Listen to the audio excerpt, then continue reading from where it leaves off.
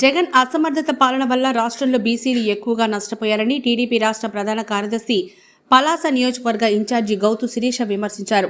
పలాస మండలం తర్లకోట పంచాయతీ కొత్తూరు గ్రామంలో టీడీపీ జయహో బీసీ సభ నిర్వహించారు. ఈ కార్యక్రమంలో భాగంగా నియోజకవర్గ ఇన్ఛార్జి గౌతు శిరీష మాట్లాడుతూ చంద్రబాబు ప్రభుత్వ హయాంలో ఆదరణ పథకం ద్వారా బీసీలకు పెద్ద ఎత్తున లబ్ధి చేకూరుతుందని వివరించారు.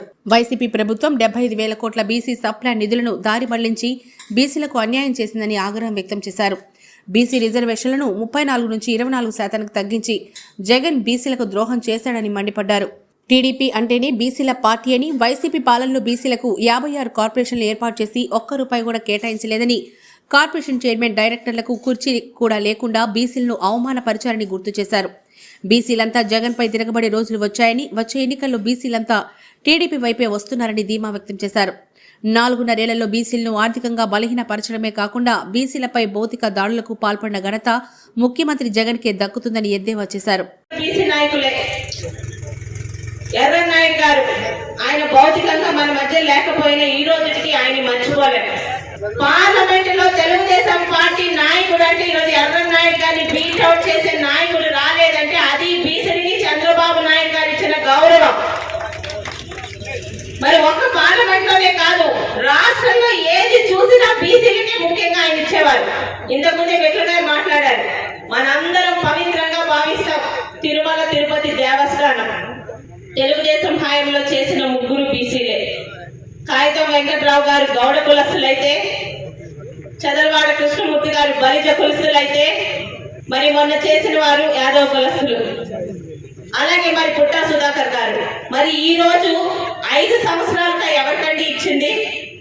వైవి సుబ్బారెడ్డి, జగన్మోహన్ రెడ్డి గారి బాబాయ్ గారు.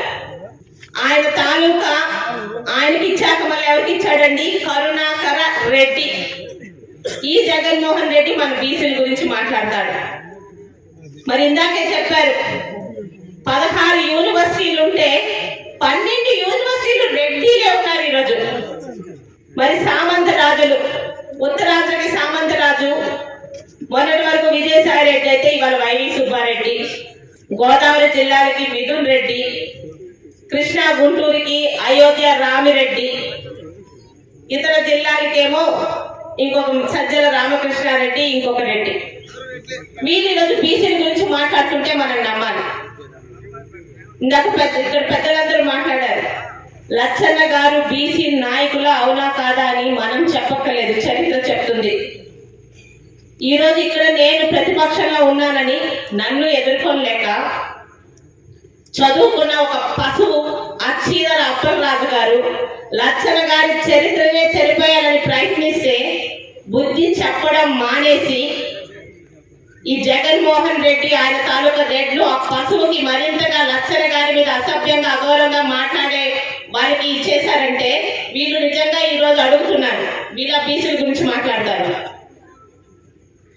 రాష్ట్రంలో ఎక్కడ చూసుకున్నా పల్నాడుకు చెందిన నందన్ సుబ్బయ్యని రోడ్డు మీద గొంతు కోసి చంపారండి మన బీసీ. ఆయన చంద్రయ్యని చంపారు. అమర్నాథ్ గౌడ్ 10 సంవత్సరాల పిల్లాడు వాళ్ళ అక్కకి ఇబ్బంది పెడుతున్నారని మాట్లాడితే పెట్రోల్ పోసి తగలబెట్టారు. 4-5 నెలల క్రితం మనం ఎవరు మర్చిపోలేదు, విజయనగరంలో కృష్ణ మాస్టర్ గారు అధికార పార్టీ వాళ్ళు కారుతో గుద్ది కళ్ళల్లోని చువ్వలు పొడిచి చంపారు. మనం ఏమీ మాట్లాడాం. అదే ఈ 5 సంవత్సరాల్లో ఒక్క రెడ్డికైనా ఒక అగ్రకులసులకైనా అలాంటి ఇబ్బంది కలిగిందా? మనం ఎవరికి ఓటేసినా ఎవడో బిర్యానీ ప్యాకెట్ ఇచ్చాడనో 2,000 రూపాయలు నోట్ ఇచ్చాడని ఓటేయడం కాదు. ఏమిస్తాడని మహా అయితే ఈరోజు ఎన్నికల్లో 5 సంవత్సరాలు మన పిల్లల భవిష్యత్తుని ఎంత నాశనం చేశారో ఒకసారి ఆలోచించి మనం ఓటేయాలి. బీసీలని పాట పాడడం కాదు జగన్మోహన్ రెడ్డి గారు. బీసీలకు ఏం చేశారో చెప్పండి. ఏవి బీసీ స్టడీ సర్కిల్ ఉన్నాయా? చంద్రబాబు నాయుడు గారి హయాంలో జిల్లాకు ఒక బీసీ స్టడీ సర్కిల్ పెట్టి గ్రూప్ 1 IAS IPS చదువుకునే బీసీ విద్యార్థులకి స్టడీ సర్కిల్స్ ఉండేవి. ఇక్కడ చదువుకున్న వాళ్ళు కానీ వాళ్ళ తల్లిదండ్రులు కానీ ఉంటే తెలుస్తుంది. ఈరోజు ఏవి ఆ బీసీ స్టడీ సర్కిల్? ఆదరణ పథకం ఎలా వచ్చింది? బీసీల్లో చేనేత, రజక, నాయి బ్రాహ్మణ, మత్స్యకార ప్రతి ఒక్క చేతి కుల వృత్తుల వారికి ఆదరణ పథకం కింద కింద ఎన్ని రకాల పనిముట్లు వచ్చాయో తీసుకున్న అందరికీ తెలుసు, వాళ్ళ మనస్సాక్షికి తెలుసు. ఈ రోజు బీసీలకి ఆదరణ పథకం ఉందా అని అడుగుతున్నాను. మత్స్యకారులకి వలలేవి, బోట్లేవి, షెడ్డులేవి, వాళ్ళకి ఇచ్చే రాయితీలేవి. నాయి బ్రాహ్మణులని మహిళలకి సైతం బ్యూటీషియన్ కోర్సు నేర్పించి వాళ్ళకి ఒక ఆదరణ చూపించింది తెలుగుదేశం. ఈరోజు అవి ఉన్నాయా? ఈరోజు ఇక్కడ ఉన్న ప్రతి ఒక్కరు వెళ్ళి చెప్పగలగాలి, బీసీల పార్టీ అనే హక్కు వైఎస్ జగన్మోహన్ రెడ్డికి ఏ మాత్రం లేదు. అయితే మరి ఆ పార్టీలో ఉన్న బీసీ నాయకులు ఏం చేస్తున్నారని కూడా అడగాలి మనం. ఒక్క మాట చెప్తున్నాను, బీసీలని పునాదిగా చేసుకుని ఎదిగే అలాంటి నాయకులు కాదు మనకు కావాల్సింది. బీసీని నాయకులుగా తీసుకొచ్చే పునాదిగా మారే తెలుగుదేశం పార్టీ మనకు కావాలి. అక్షరాల చేసి చూపిస్తుంది తెలుగుదేశం పార్టీ. ఈరోజు అచ్చెన్నాయుడు గారు రాష్ట్ర పార్టీ అధ్యక్షులు ఎంతమంది బీసీలకు ఈరోజు ఇచ్చారో ప్రతి దగ్గర మనకు తెలుసు. ఇంతమంది బీసీలను ప్రోత్సహిస్తుంటే బీసీల మీద అచ్చెన్నాయుడు గారి మీద ఎలాంటి కేసులు పెట్టారండి? కొల్లు రవీంద్ర గారి మీద ఎలాంటి కేసులు పెట్టారు, పూల రవి గారి మీద ఎలాంటి కేసులు పెట్టారు, ఇంకా ఆడపిల్లలు మా మీద ఏం చేస్తున్నారో మీ అందరికీ చెప్పక్కర్లేదు. ఒక పక్క బీసీలని చంపుతూ హత్యలు చేస్తూ వాళ్ళకున్న అన్ని రకాల పథకాలను తీసివేస్తూ బీసీల మీద కేసులు పెడుతూ వీళ్ళు బీసీల రాజ్యం అని అబద్ధం చెప్తున్నారు. ఈరోజు జై హో బీసీ కార్యక్రమం తెలుగుదేశం పార్టీ ప్రతిష్టాత్మకంగా చేస్తుంది.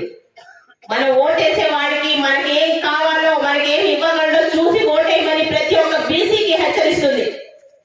ఒక బీసీ మహిళగా నేను చెప్తున్నాను, చంద్రబాబు నాయుడు గారి పార్టీ కన్నా, తెలుగుదేశం పార్టీ కన్నా ఏ ఇతర పార్టీల్లో బీసీలకి ఈ మంచి పనులు జరిగాయి, మనకన్నా ఎక్కువ జరిగాయని చూపించమని నేను వస్తాను. కానీ బల్ల బుద్ధి చెప్తున్నాను, తెలుగుదేశం పార్టీ తప్పితే ఏ ఇతర పార్టీలు కూడా బీసీలకి ఈరోజు పనులకి మోయించారు తప్పితే పదవుల్లో కూర్చోబెట్టలేదు.